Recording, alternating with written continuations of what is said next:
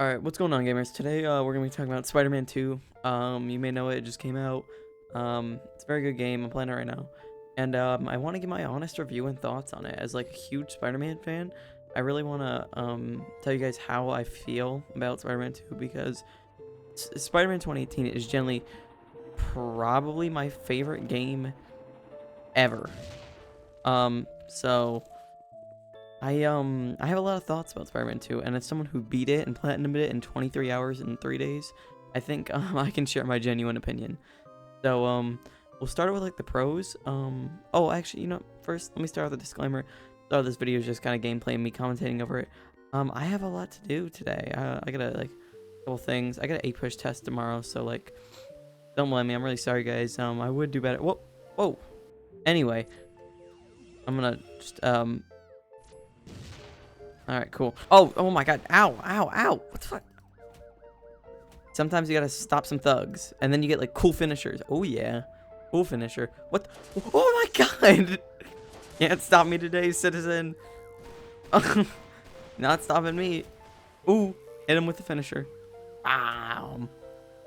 Combat in this game is really. Oh my god. Damn. Sorry, I'm kind of under pressure right now.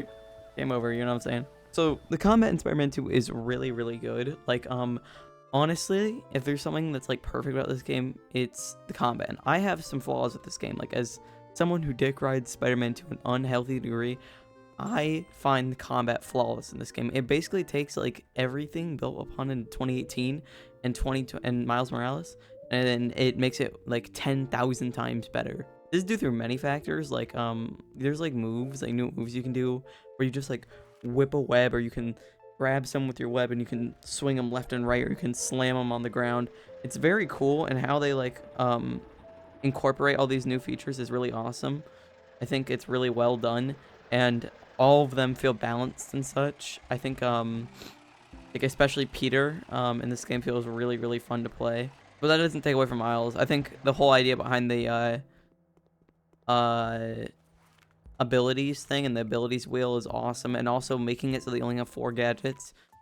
Well, it sounds like a negative. It honestly is way better, because now you focus on these gadgets more, and all the gadgets are pretty useful, except I think like the updraft one isn't that useful, but besides that, I would say every gadget is more like, I use them more than like the spider bot in the first game. I think it's a really smart way to design a game to make it so that all your like some of your main features are just under one segment. I think it's a really good idea, but I don't know. It just like it feels so much more smooth to play. Like the swinging, combat, everything is so much better in this game. Like the level design is so much better. The environments. Whoever keeps saying this game is ugly, what are you talking about? What is ugly about this game? This game is beautiful. This game is genuinely like one of the prettiest games not prettiest, but like most well-designed games I've played in years. And then you have people out here being like, I don't know, man. It's a little off. Like, what the fuck are you talking about? This game is fire. It looks amazing. What are you yabbering about? I think it's just like people on Twitter, like they want to complain about something. I don't know how, but they somehow manage to complain about something all the time. Whoa, ow. But yeah, I think the gameplay in this game is pretty much flawless. Like, I genuinely don't think I have any real negatives to say about it. Like, I guess even the stealth is a little better than the first game. It's just like not very super developed, but you still have some more things to do in like the web line, and the double takedowns definitely make stealth a little more interesting. And just like the traversal and the web wings and all the new abilities you can do, they're all so good. I think genuinely this might have some of my, if not my favorite movement in any video game ever. Just how fluid it feels. How did you get up here, guys? Did you up? Like, that's not even an overstatement. I think this like game is genuinely perfect in the movement category and the gameplay category, because like it's so good at emulating what Spider-Man would be like. Like, I think all the ideas Insomniac brings into this is like are really well done. Yes, my favorite Spider-Man weapon. So yeah, I would probably give the gameplay like a 10 out of 10. It's very smooth, very fun. It emulates that Spider-Man feel pretty well. But I think what everyone has been curious about is like, even though they perfected the Spider-Man gameplay, what is the story like? And I'm really sorry to say, folks, for as much as I love this game, Like, the gameplay is a 10 out of 10, but I would probably give this game an 8.5 to a 9, just because I I don't honestly, like, care about the story as much as everyone else. Not saying it's bad, but, like, it's generally just not as interesting as the first game. I think, like, the problems mainly resolve around the writing. The writing in this game, I'm feeling I'm gonna get crucified for this.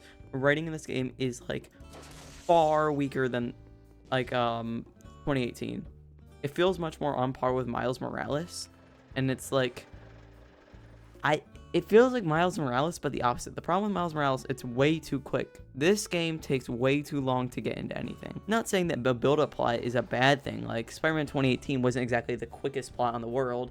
It kind of developed over time. But, I don't know. I just, like, this plot takes way too long to get anything. Because the thing about 2018 is we need to establish everyone. We needed to establish the headcanon. But in Spider-Man 2, we've had all these years to develop these characters and put them in these situations, and we're still kind of like introducing elements. And also, this game, I love the length. I get people are complaining about the length. I love how long this game is. Stop making 100-hour games unless they're actually going to be good. But like, it could genuinely be a little longer. I think this problem mainly stems from having two protagonists, because the thing with the other games is when you revolve around one central protagonist, it's always going to feel fine. Like, Peter has an arc in the first game, and he has an arc in this game. But I think they really leave out Miles in this game. Miles is, like, never really commented on. Like, he has a couple aspects, but, like, he generally doesn't get to do that much. Like, he's kind of wasted. Like, his main... I'm going to spoil some things here, so spoilers if you don't want to get any. His main central thing in this game is his aspect of writing his college essay, and he does not... And I repeat, does not finish his college essay by the end. Like, his college essay is not talked about in the end.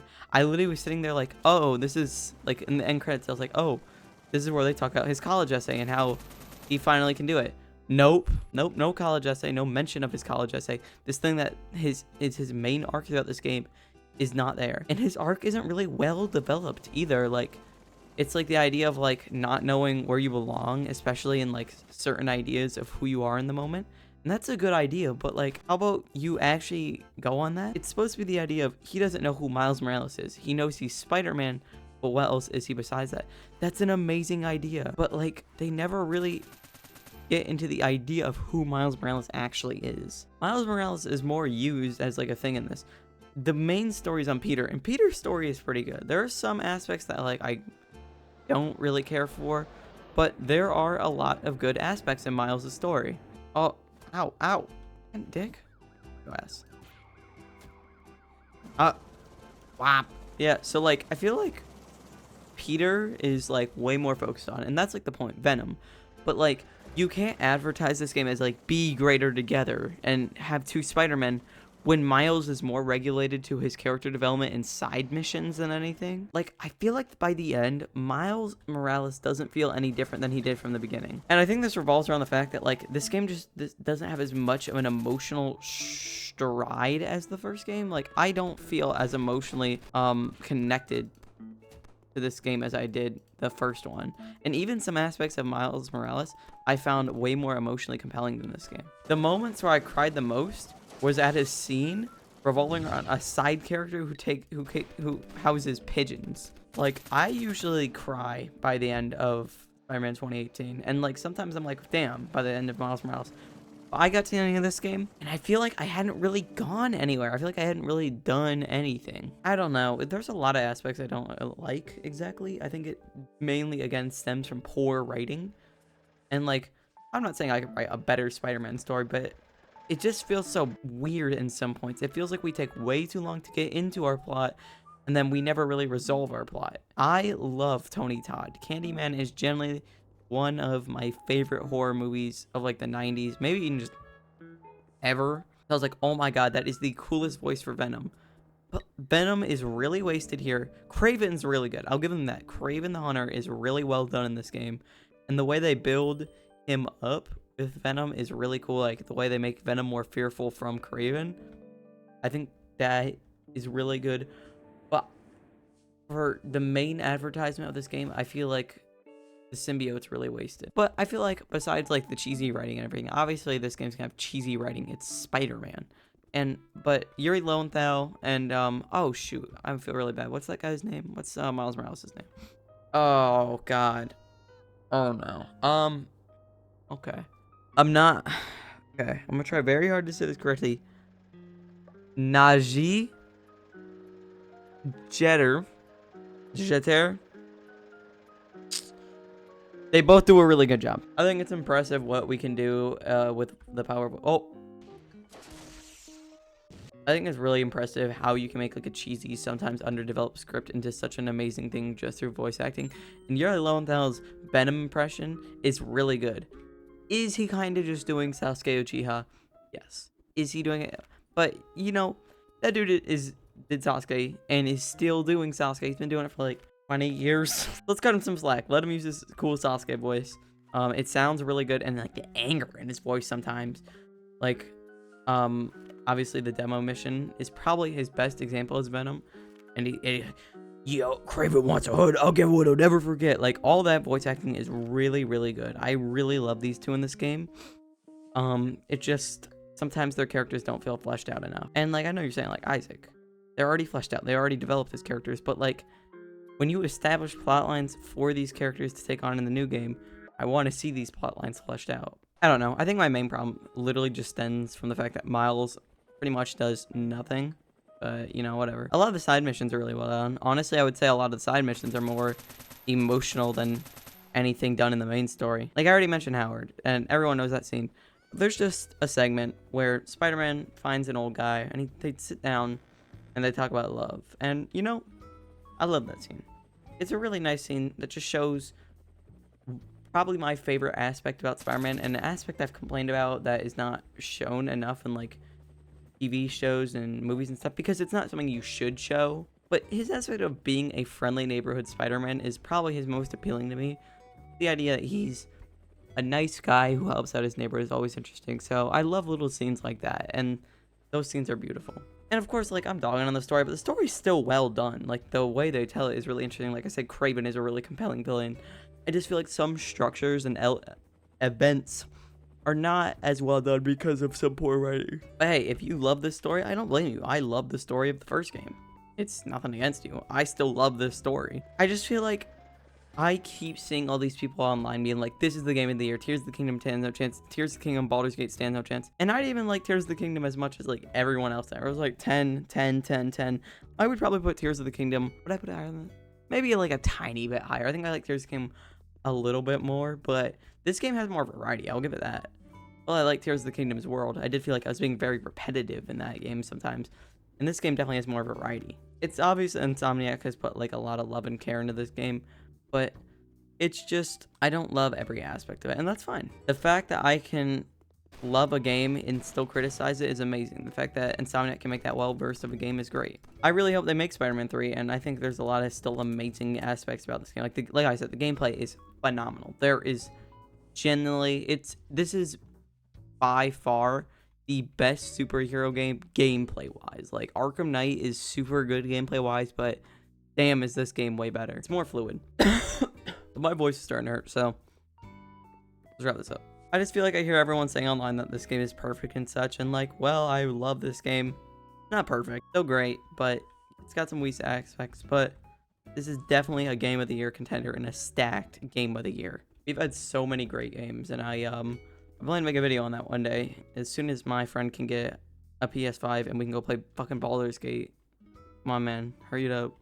Or they need to come out with it on Xbox, like, come on, dude. But yeah, thanks for watching me play Spider-Man 2, talk about it, do all that good stuff. Yeah, very good game. Worth $70. You know what it is? It works. This game fucking works. And you know what games haven't worked in recent days? Literally every game except like this and Baldur's Gate. That's something you gotta give to PlayStation exclusives.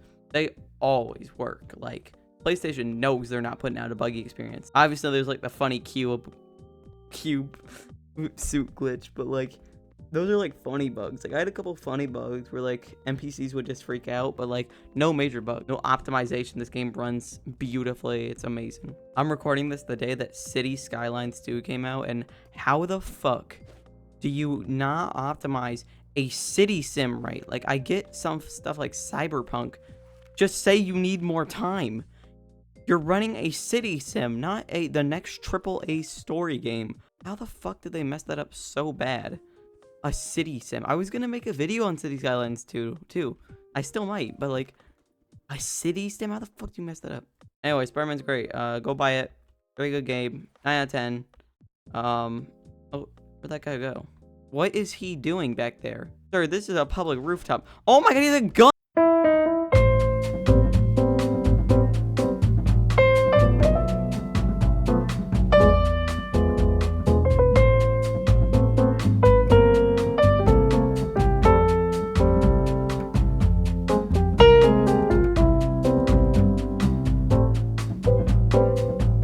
Holy shit, he dropped a minigun. Spider-Man!